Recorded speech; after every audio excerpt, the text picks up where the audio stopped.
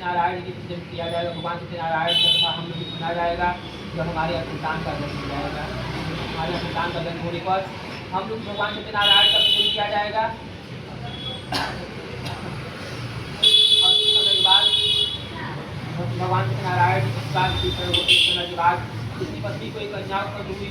वह कन्या जैसे शुक्ल पक्ष में प्रतिदिन चंद्रमा बढ़ता है, इसी तरह से हर दिन बढ़ने लगी, जिसके कारण उसका नाम कलावती रखा गया। और फिर उसके बाद साधु कन्या पति ने उससे पूछा, साधु कन्या ने उससे कहा कि आपने पहले संकल्प किया था जब हमारे यहाँ संतान का जन्म हो जाएगा तो हम भगवान सत्यनारायण का कथा जी का कथा सुनेंगे, तो हमारे संतान का जन्म हो गया, जो आप भगवान सत्यनारायण की पूजन आप क्यों नहीं कर रहे हैं।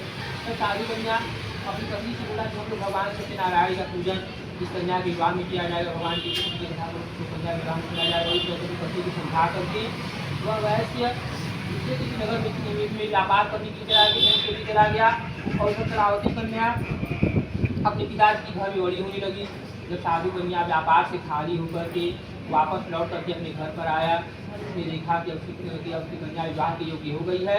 तब उसने आपस में सोच विचार किया और अपने दूत को भेजा और कहा कि जाओ उस कन्या के विवाह के लिए श्रेष्ठ से श्रेष्ठ वर खोजो।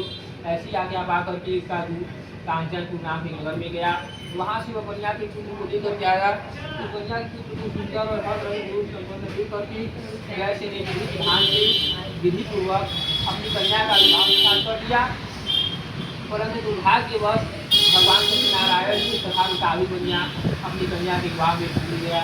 पहले के समय में संकल्प के अनुसार जब साधु कन्या अपनी कन्या के विवाह में भगवान सत्यनारायण का कथा नहीं सुना, भगवान जी की पूजन को नहीं किया, तब भगवान सत्यनारायण जी को भगवान जी ने उसको साथ दे दिया कि तुम्हें आगे आने वाले समय में आगे जो समय आएगा उसमें तुमको बहुत ही कठिन दुख मिलेगा, बहुत कठिन दुख तुमको आगे आने वाले समय में प्राप्त होगा। और जब तुम समय बीता उसके बाद साधु कन्या अपने दामाद को दे दिया और ये व्यापार करने चले गए, व्यापार करने चले गए, समुद्र के किनारे इसी तरह के साथ नाम के नगर में जाकर के व्यापार करने लगे। और फिर दोनों वहाँ से चंद्रकेतु नाम के राजा के नगर में गए। और उसी समय भगवान सत्यनारायण जी की माया से दूर दूर राजा का धन चुरा करके भाग रहे थे।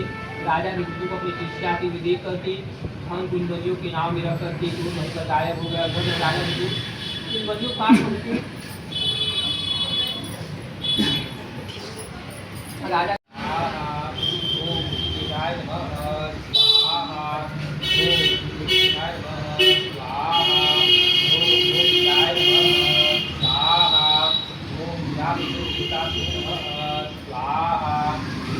स्वाहा बोलते रहो।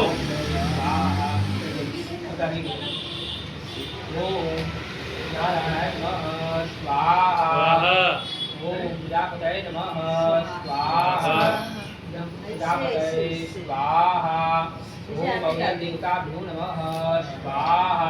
जितनी बार बात स्वाहा बोल रहे उतनी बार आप भी बोलिए, छोड़िए तुरंत। श्री गणेशाय नमः स्वाहा, ओम गणेशाय स्वाहा, ओम गौर्याय नमः स्वाहा, गौर्याय स्वाहा, ओम सूर्याय नमः स्वाहा, ओम सूर्याय स्वाहा। हेलो, घी डालने के लिए इस बच्चे को बैठा दीजिए।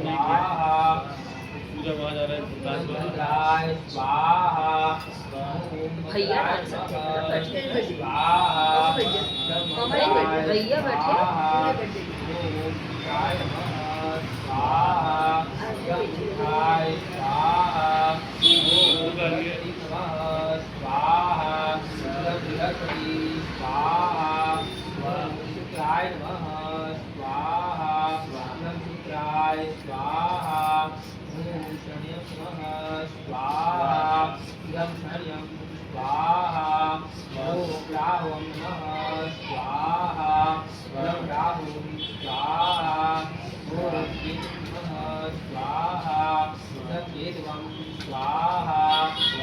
वरुणाय नमः स्वाहा, वरुणाय स्वाहा, वासुदेवाय नमः स्वाहा, वासुदेवाय स्वाहा।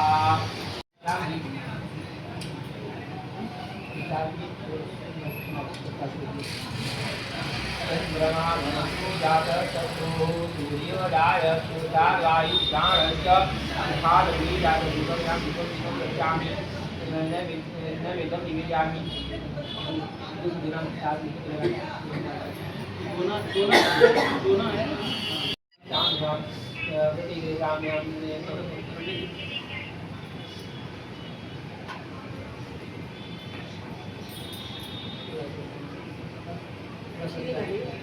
ऐसे नहीं ऐसे बोल